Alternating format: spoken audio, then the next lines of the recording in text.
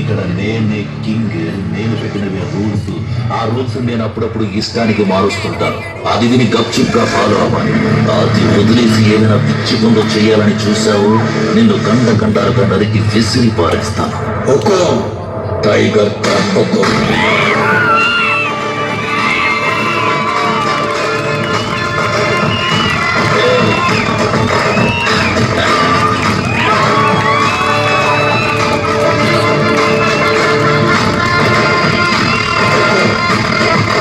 Tiger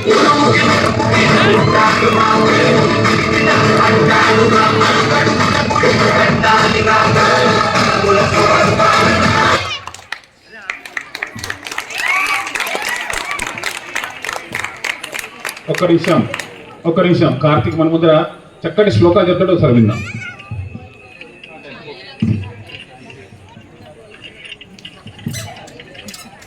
ఒక range దాటాక మన దగ్గర మాటలుండవు, కోతలు.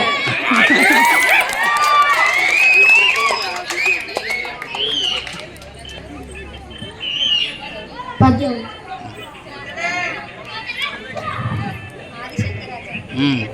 సందర్భం చెప్పు.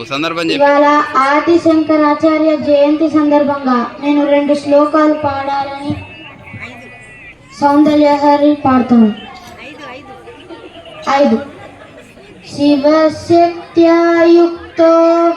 యది భవతి శక్త ప్రభవితుం న చేదేవం దేవో న ఖలు కుశలః స్పందితుమపి అతస్త్వామారాధ్యాం హరిహర విరించాదిభిరపి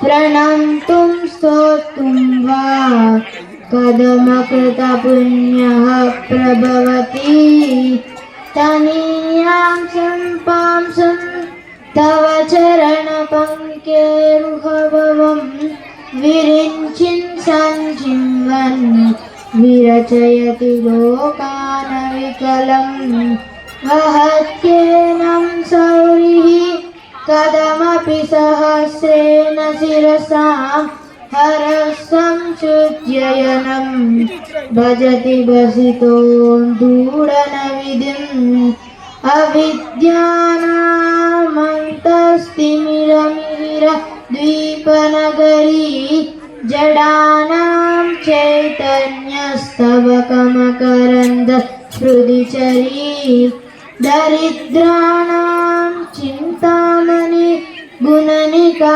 జన్మజలలో నిమగ్నానాం దంష్ట్రా మురరిపుమరాహాస్య భవతి త్వదన్యపాణిభ్యాం అభయవరదో దైవతగణః త్వమేకా నైవాసి ప్రకటితవరాభిత్యభినయా భయాత్రాతుం దాతుం ఫలమపి చ వాంఛా సమధికం శరణ్యే లోకానాం తవ హి చరణావేవ నిపుణౌ హరిష్వామారాధ్యాం ప్రణత జన సౌభాగ్య జననీ పురాణారీ భూత్వా పురరిపుమపి క్షోభమనయత్వ స్మరోపిత్వాం నత్వా ధృతినయనరేహేణ వపుషా మునీనామాభ్యంతః ప్రభవతి మోహాయ మహతాం. ధన్యవాదాలు.